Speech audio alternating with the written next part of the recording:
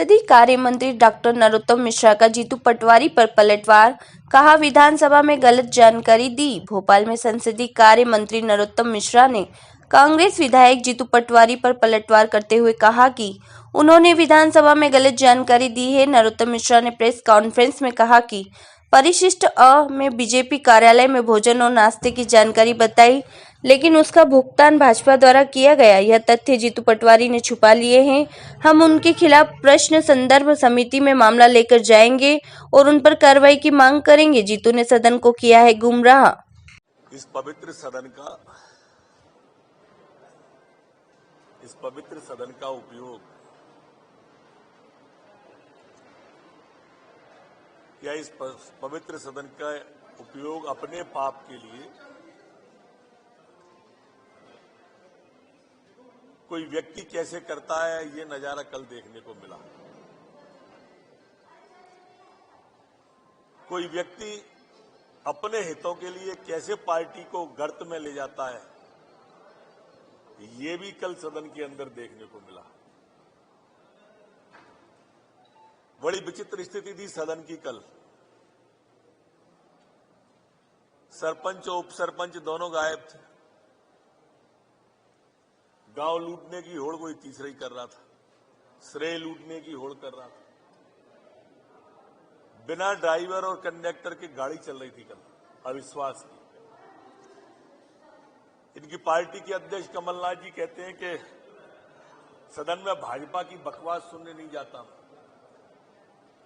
कल हमने देखा कांग्रेस का अविश्वास था, उसको ही उनने बकवास मान लिया, सुनने ही नहीं आए। मित्रों, होड़ लगी हुई थी कल कांग्रेसियों के अंदर, कौन कितना झूठ बोल सकता है।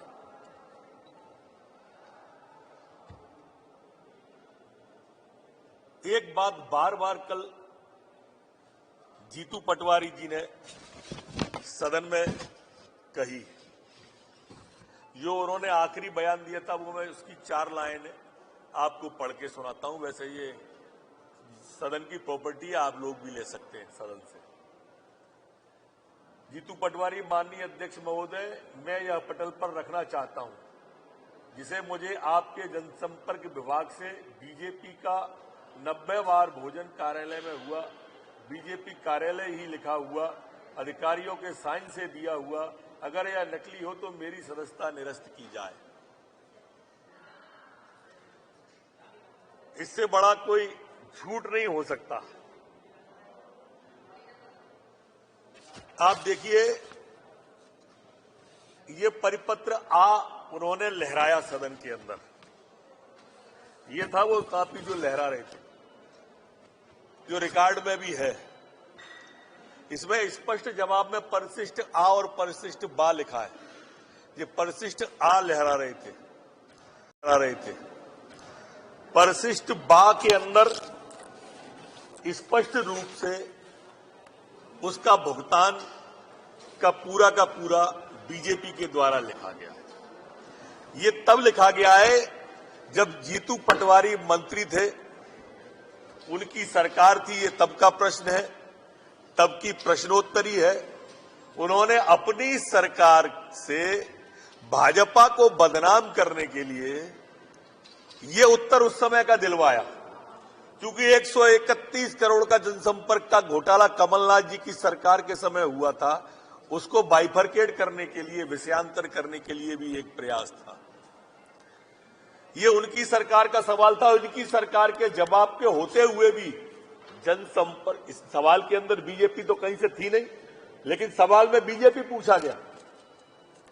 इससे आप सोचिए, उनकी सरकार में बीजेपी पूछने का क्या तुक था, लेकिन भाजपा को बदनाम करने का एक षड्यंत्र था।